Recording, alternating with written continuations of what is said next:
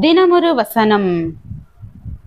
1 Samuel 28வது அதிகாரம் 6வது வசனம். சவுல் கர்த்தரிடத்தில் விசாரிக்கும் போது கர்த்தர் அவனுக்கு சொப்பனங்களினாலாவது ஊரிமினாலாவது தீர்க்க தரிசிகளினாலாவது மறு உத்தரவு அருளவில்லை. விளக்கம். தாவீதினுடைய வாழ்க்கையை கவனிக்கும் போது அவன் அநேக உபத்திரவங்களின் நடுவில் கடந்து போவதை காண முடியும். அவன் அனுபவித்த வேதனையும் வியாகுலங்களும் கொஞ்சமல்ல. ஆனாலும் எத்தகைய இக்கட்டான நிலையிலும் அவன் நம்பிக்கை இழந்து போனது இல்லை. நான் மரண இருளின் பாதையில் நடந்தாலும் பொல்லாப்புக்கு பயப்படேன், தேவரீர் என்னோட கூட இருக்கிறீர் என்று சோதனைகளின் நடுவிலும் அவன் கூறுகிறவனாயிருந்தான்.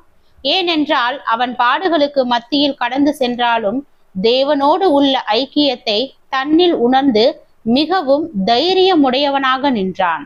ஆனால் தேவனோடு உள்ள ஐக்கியத்தை இழந்துவிட்ட சவுலை கவனியுங்கள். அவனுடைய நிலைமை தோல்விகரமானது. அவன் எல்லா சூழ்நிலைகளிலும் பயப்படுகிறவனாகவும் எதையும் நிதானித்து செய்ய முடியாதவனாகவும் மாறிப்போனான்.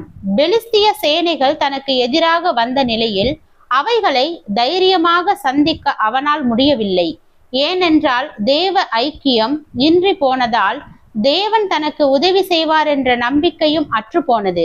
எனவே அவன் பயமும் திகிலும் நிறைந்தவனாக மாறிப்போய் சாமுவேலை போன்ற தோற்றத்தோடு வந்த ஆவியிடம் அவன் தேவன் என்னை கைவிட்டார் என்று அறிக்கை செய்தான். தேவ பிரசன்னத்தை இழந்துவிட்ட நிலை தேவன் தன்னை கைவிட்டு விட்டார் என்று எண்ணுகின்ற நிலைக்கு அவனை கொண்டு சென்றது. இறுதியாக நடந்த போரிலும் பெலிஸ்திய வீரர்கள் தன்னை நெருங்கி வந்தபோது அவன் நம்பிக்கை இழந்து தற்கொலை செய்து விடுகிறான். தேவனை நோக்கி கூப்பிட அவனால் இயலவில்லை. பாவம் அவனுக்கும் தேவனுக்கும் இடையே பெரிய இடைவெளியை உருவாக்கியது.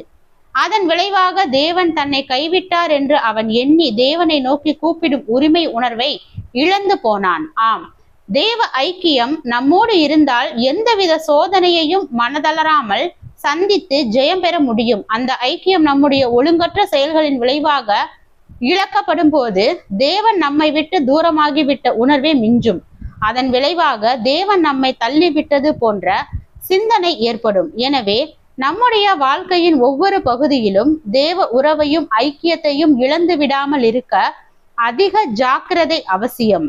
அப்போது நாமும் பவுல் அப்போஸ்தலனை போல நாங்கள் துன்பப்படுத்தப்பட்டும் கைவிடப்படுகிறதில்லை என்று மிகுந்த தைரியத்துடன் கூற முடியும். ஜெபம். தேவனுக்கு ஸ்தோத்திரம். தேவனே, நாங்கள் எங்களுடைய வாழ்க்கையில் உம்மோடு ஐக்கியப்பட்டு உமது சித்தத்தின்படி வாழ கிருபை பாராட்டும். ஆமீன்.